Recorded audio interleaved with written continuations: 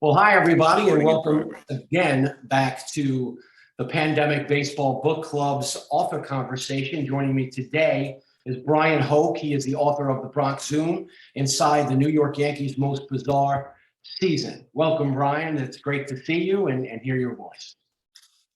Great to be with you, Mark. Thank you very much. Now, Bryan, you know, you and I know each other. We've known each other for a really long time. So this is a pleasure under any circumstances. But to see, you know, you've become so successful, it really is, it's gratifying to see somebody who's worked so hard, you know, finally get to, you know, over these years, really reach the pinnacle of sports writing. And I think this book really, you know, your other books were great. This book in particular, you know, has so much more meaning because of what we all went through in 2020. So where did the idea come from to start writing this book? Yeah, this, you know, I think this started somewhere around June or July when baseball was attempting to restart and where it looked like there might be a season. And I just remember thinking that, my gosh, if they're able to pull this off in the middle of a pandemic, in the middle of this contentious presidential election that's already going on, with, you know, fighting on both sides, with baseball fighting on both sides about money with the players and the owners, there is a story to be told here. I mean, this was a monumental uphill battle to be able to pull off this season. And I know it was a shortened year, and people talk about, well, you can't compare 60 to 162, but in a lot of ways, I felt that that was the most difficult season that baseball has had to pull off because of all of the challenges that were going on in the world, you know, with social justice movement, with so much happening at once. To be able to even pull off that 60-game season in empty ballparks with limited travel,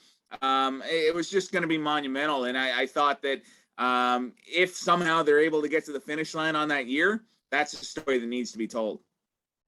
I think you did a wonderful job. You know, I really enjoyed reading it. And, you know, I have to be honest, I'd read anything that you wrote. So I am a little biased, folks. I've known Bryan a long time. I've worked for Bryan. Thank you very much. You know, but I think that only you, someone who has covered the team for as long as you have, who has that professional relationship, but more than that, with not just you know, your colleagues, but also the people within the organization, the players. You know, they know that they're going to get a straight dope from somebody like you. And I think that you treated the material a very challenging way of covering a team. And we'll get into all that.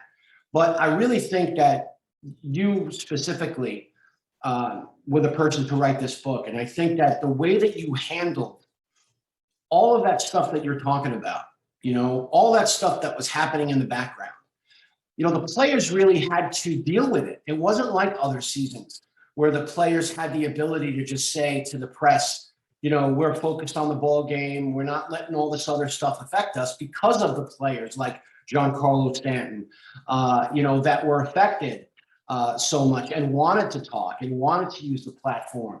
And the challenge of an organization like the Yankees that likes to keep things very businesslike and very professional. Talk about that aspect of it and trying to, you know, tell the story and tell the story of the season without, you know, and juggling all these different things. Yeah, I'm glad you brought that up, because I felt that, look, I've covered the Yankees since 2007, and the rule always was no politics in the clubhouse. And, you know, that's what the players were told in spring training, the very first day of spring training, no politics in the clubhouse, that you're here to play baseball. And I think that more than any other year, the real world intersected with Major League Baseball, intersected with the Yankees and what was going on. And you couldn't avoid it. You couldn't just show up and, you know, people say, shut up and dribble. They couldn't do that. They couldn't do that this year because of what was going on in the political world, in the real world. I mean, people were in hospital, were dying. There were refrigerated trucks in Brooklyn. It was a horrible time to be in New York City. And New York was coming out on the other side of that in July when baseball restarted, but it was still so fresh. And you couldn't pretend that that wasn't happening and they were just there to play baseball, especially because at 7:05 every night you go out and you have an empty stadium with this AM radio soundtrack of fake fans. And you couldn't pretend that things were normal because they were absolutely not normal. And I felt that more than any other season, the players were in tune with that. And possibly because of the weird situation they were in, players like Giancarlo Stanton, players like Aaron Hicks felt emboldened to, hey, this is not right. And I'm going to speak up. I'm going to use my platform to talk about this. And yeah, you couldn't avoid it. And so what you mentioned there, this book it's a baseball book, but it's also a book about 2020 and the experiences we all went through. And you can't tell that story by just focusing on baseball. There was so much else going on in the year 2020 that we all had a shared experience to do. And let's talk about, not that anybody cares of the difficulties that the media has in trying to do their job during the pandemic, but like you, I mean, we're doing this interview on Zoom. Would we have done this, a year and a half ago ever? No, we wouldn't have. We would have sat in the dugout or sat somewhere in the ballpark and did this.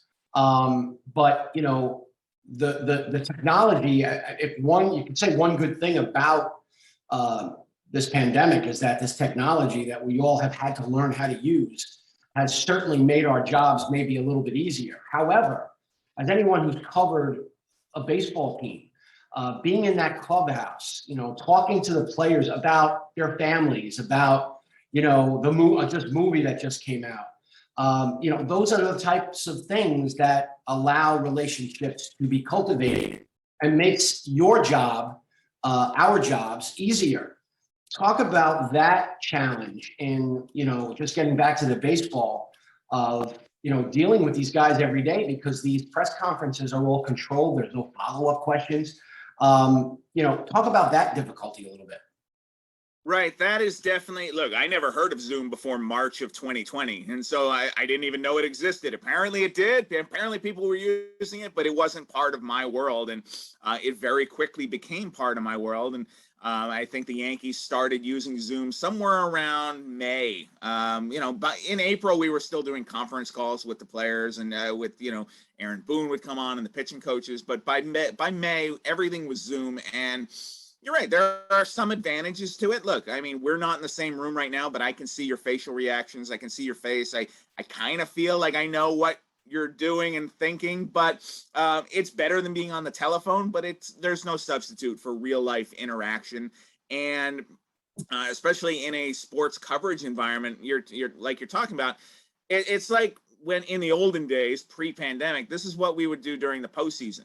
Every news conference where you would be in a room and you would raise your hand and you get the microphone and you get to ask your question and then you give the microphone back. So you're right, no follow-up questions. So you're not getting the same depth that you would if I were in the clubhouse and I walk up to Aaron Judge's locker and I say, hey, do you have a few minutes? And then we talk about XYZ that happened in the game last night or something that maybe I noticed that I want to ask about, and maybe it leads to something, maybe it doesn't. But in a press conference setting, you got one shot and you got to make it count. I don't have time to kind of throw away a question and say, hey, I noticed that you did this. Was there anything to that? No? Okay, we'll move on. Like, you can't do that in a formal environment, especially where everybody's listening. The PR guy is listening. My competition is listening to the answers. So how am I going to get an advantage by asking that question? So you're really kind of back in that mode where I need a quote to go into my story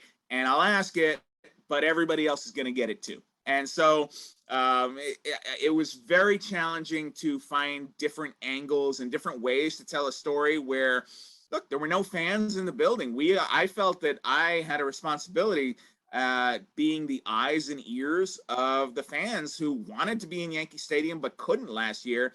And so I wanted to tell the story and make them feel like they had been there or like they experienced part of the game. But we couldn't have any access to the players either. I couldn't reach out and touch them. So not that you wanted to last season anyway. We were all keeping our distance very much. So it was just a challenging, strange environment. Obviously, people had greater challenges last year than not being able to ask a question in person. But to do what we do and to get a feel for what was going on in that clubhouse, I felt that that was very tough because I haven't been in there since March of 2020. I still haven't been in the clubhouse, and we've got some access back now here in 2021, but it's still not back to where it was in spring training when everything shut down that year. And let's talk about those personal challenges that you alluded to just now. Not every sports writer had to deal with what you dealt with or made the decisions that you made during the course of, once it became clear. I remember last March making plans for my book launch at Foley's. I even wrote in my acknowledgments, thank you, Sean Clancy, for hosting my book launch, which never happened. And sadly, Yes, Foley's, yeah. our favorite place is no more, or at least hopefully will rise soon from the ashes. But you had to make you and your wife, Connie, lovely woman, and your kids, you had to make a very, very difficult decision early on last year. Yeah, hopefully people didn't make the same decisions we did, because I felt like we were just in survival mode and trying to do as best we could on the fly. But, a little backstory, we were planning to move on April 1st. We were going to move to Manhattan and, had an apartment picked out and everything. And the pandemic hit in March 12th, and baseball shut down. They told us at the time, hey, it's going to be at least 2 weeks. And you're thinking in your mind, hey, 2 weeks in Florida sounds great. Like, all right, we'll hang out. We'll not realizing the scope of what was happening, really. And as you get more and more information coming, we realized that New York City was not where we wanted to be at that time. So we stayed in Florida and wound up staying much longer than we thought. 2 weeks turned into 4, which turned into 8 and turned into 12. And, for a while, it seemed like we were making the right call because, look, we were safe. We had access to groceries through Instacart and whatever, and we felt like we could, provide for the kids, and they seemed to be happy, and as happy as you could be when we couldn't really go out and do anything. And, also it felt like if baseball restarted, when it restarted, it would happen in Tampa for the Yankees, because some of the players were still working out at Steinbrenner Field. Aaron Judge was there, Giancarlo Stanton, DJ LeMahieu.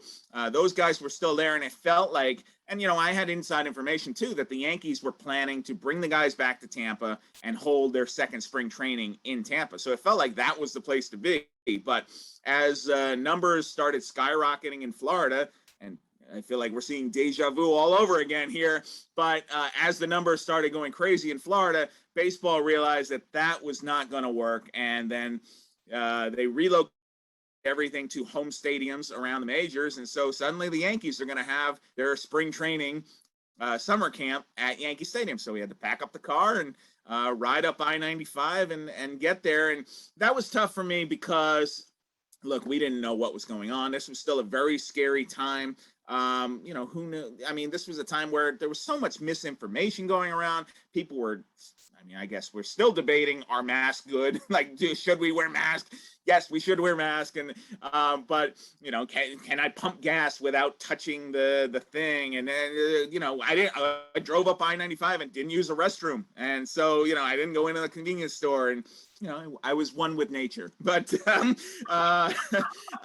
but once we got back up to the tri-state area, Connie and I agreed that it just didn't feel right for me to be going out to Yankee Stadium, exposing myself to God knows what at that time, and then coming back to the kids. So for that reason, I spent 2020 living separately from them until the season was over, and that was the toughest 3 months ever. Not being able to hug my kids and see them. And, I went to the ballpark. I did my job because that's what I had to do. And, I would do a little drive-by and maybe leave, takeout on the doorstep. But, yeah, not seeing the kids, not waking up with them, not playing with them, that was very tough. Yeah, it's hard. I mean, that's what keeps us even keeled, that contact with our families. I would have jumped out. I would have lost it a long time ago if I didn't have that support. So I certainly understand how challenging that was. But I wanted the folks to hear that because just like we always talk about, that the game is human, that the players are human. Well, the people that cover the sport are human too, and we have that same challenge of getting through each and every day. And I know you well enough to know that, when you wake up in the morning, you want to do a great job. You want to make sure that you do the best job that you can do each and every day. And it becomes more difficult as the challenges become more difficult. So that's why this book, I think, is such a triumph, because of your ability, to tell the story in such a really just a, you've always been a good writer. You've always been somebody that can communicate. And I've had the privilege of knowing you for so long. I mean, and this ironic, how our paths have crossed over the years. You worked here at the Wave, the Wave newspaper in Rockaway. How does a guy from Suffern work in Rockaway? How did that happen, by the way? That was me grinding and scraping to get any kind of in I could in the New York media world. And I remember the editor who was there before you, I believe Elio Velez was there, and I wound up sitting next to him one day in the Shea Stadium press box, and we were talking back and forth, and he somehow he offered me an opportunity to write. And at that point, I was not in any position. I was saying yes to everything. And the idea of having something in my hand in print that I wrote, I was writing online at the time, but that was amazing. The opportunity to just write something in a real newspaper that I could feel. And so I didn't get paid for it. I wrote for free, but it was a great opportunity. And that's one thing I tell young writers is that, look, it's a tough industry.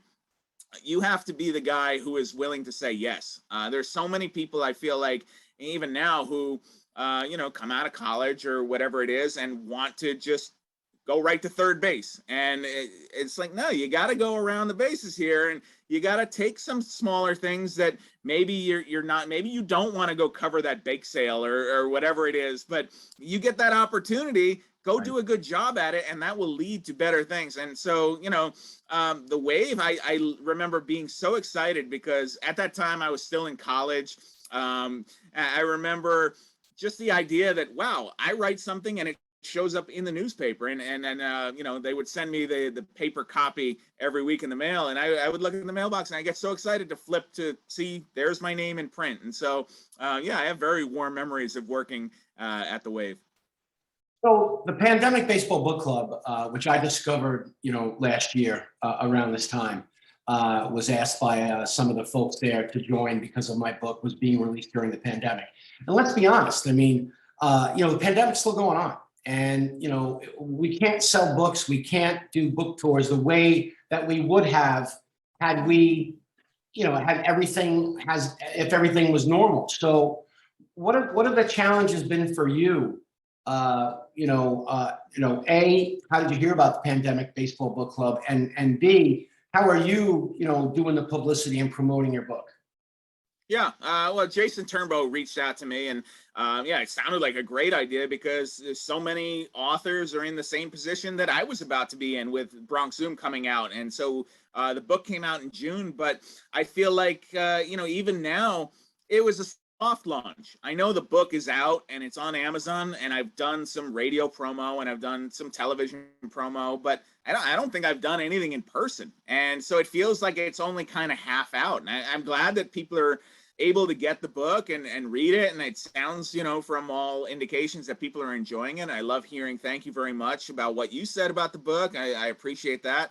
But in some ways, I feel like the book's not out yet because I haven't gone the extra mile the way that I did with my previous two books. And it just hasn't felt the same. I haven't done an in-person signing yet.